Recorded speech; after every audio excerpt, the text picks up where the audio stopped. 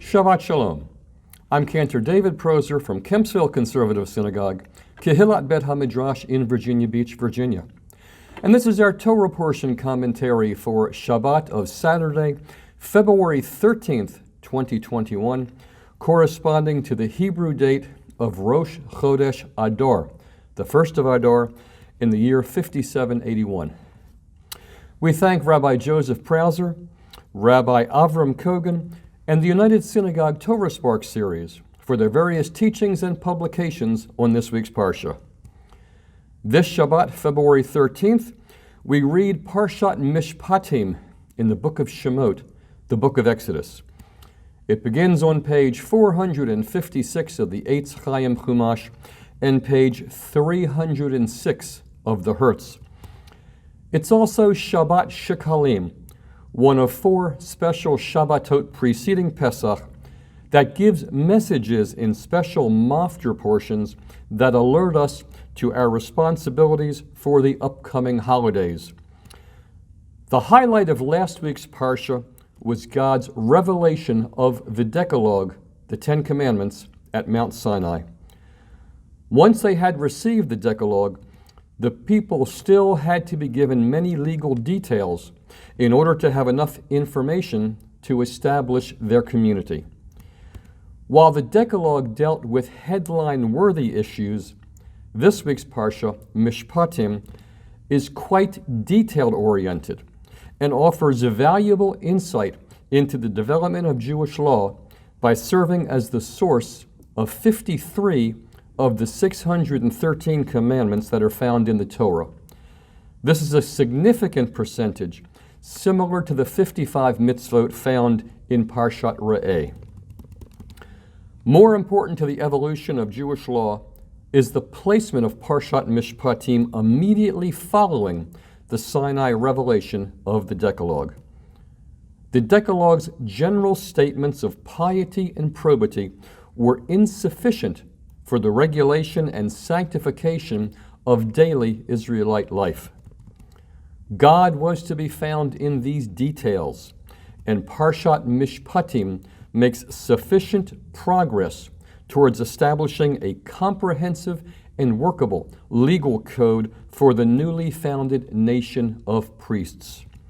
Many of the special prescriptions fall under the broader categories established by the Decalogue. The laws that give Parshat Mishpatim its name include rules on the treatment of Hebrew servants, rules on the distinction between premeditated murder and other homicides, treatment of parents, laws about kidnapping, laws about an injury inflicted on a pregnant woman that causes her to miscarry, the legal ramifications of personal injury and damages, including an ox that gores, the responsibility of those entrusted with safeguarding property, sexual morality, a stringent approach to witchcraft, the fundamental principle of our obligations toward strangers, widows, and orphans, proper conduct in the matter of loans and securities, the prohibition against cursing or speaking ill of judges and political leaders, tithes, the sanctity of firstborn sons and animals, the prohibition against eating carrion, the admonition to keep far from falsehood, laws concerning witnesses and the judiciary, as well as a warning not to align yourself with the majority in a perversion of justice, the commandments to restore lost property and assist in unburdening an animal in distress, injunctions about the sabbatical year and the Shabbat, a prohibition against mentioning the names of foreign gods, observance of the pilgrimage festivals, regulations about the Paschal offering and the first fruits, and the prohibition given 3 times in the Torah against boiling a kid in its mother's milk. It's given here in the context of festival observations, and not until Deuteronomy is it listed among the dietary laws.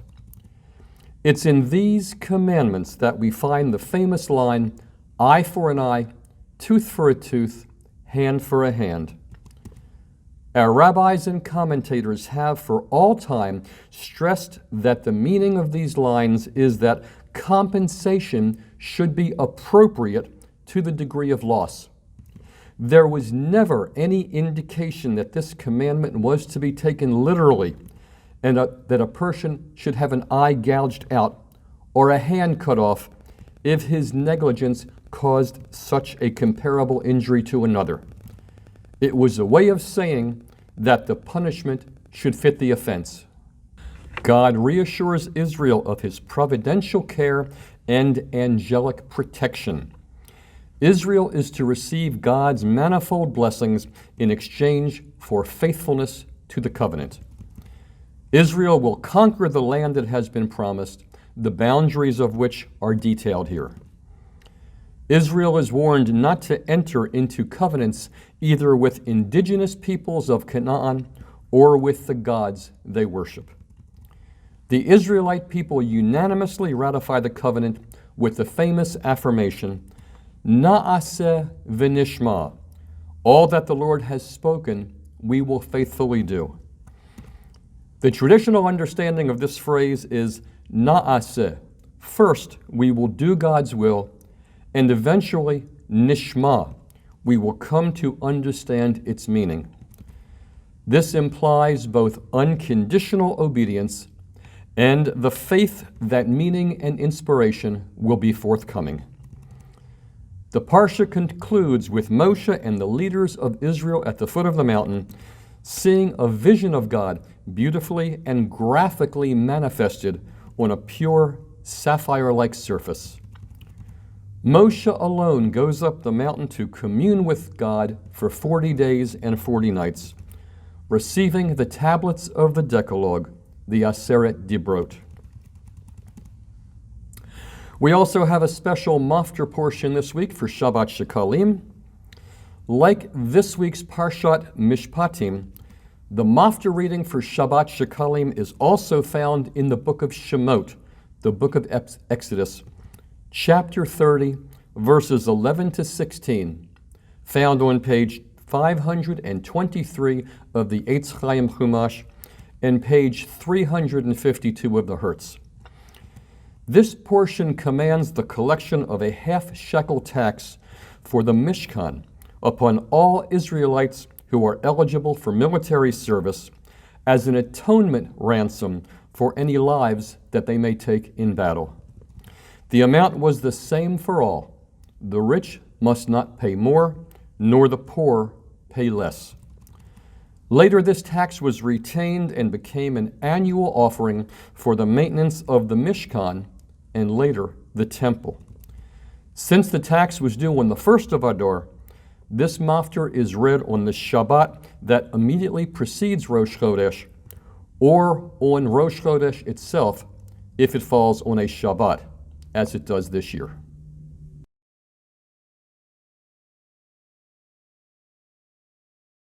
The Haftorah for this week is from the book of 2 Kings, chapter 12, verses 1 to 17, beginning on page 1277 of the Eitz Chaim Chumash and page 993 of the Hertz.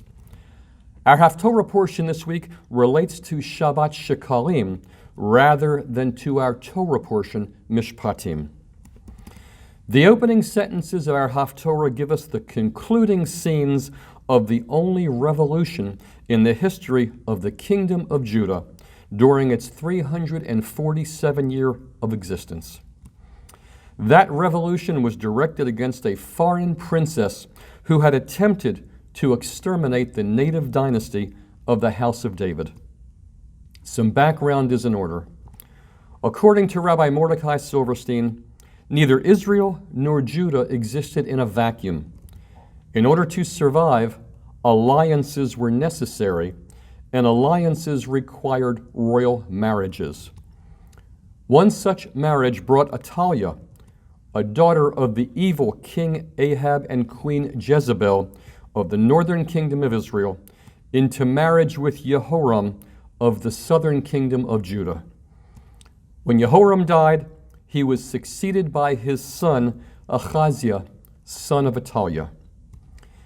When Ahaziah was killed after a year, Athaliah, who was queen mother at the time, usurped the throne, killing all the royal seed, including her children and grandchildren, leaving one baby grandson, Jehoash, who was saved by his aunt and hidden in the temple.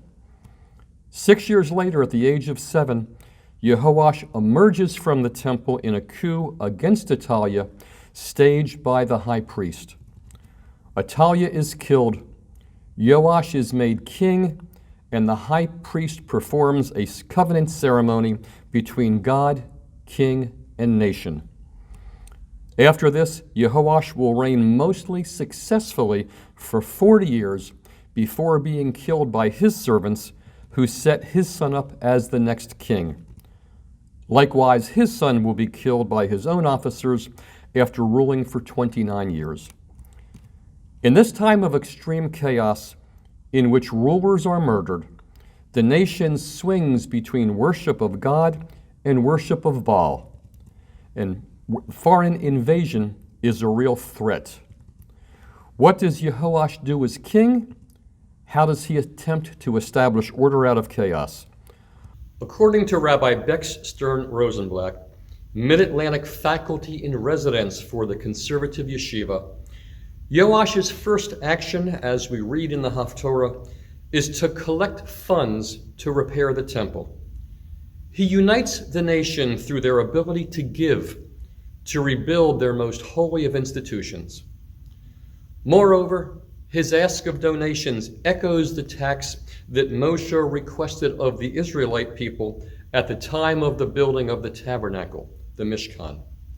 In both stories, a covenantal ceremony is followed by donations to the building and upkeep of the most holy. But there is not a happy ending to this story. Even after following in the footsteps of Moshe, Joash will be assassinated and his son will be as well. The kingdom of Judah has begun its descent, leading to the eventual destruction.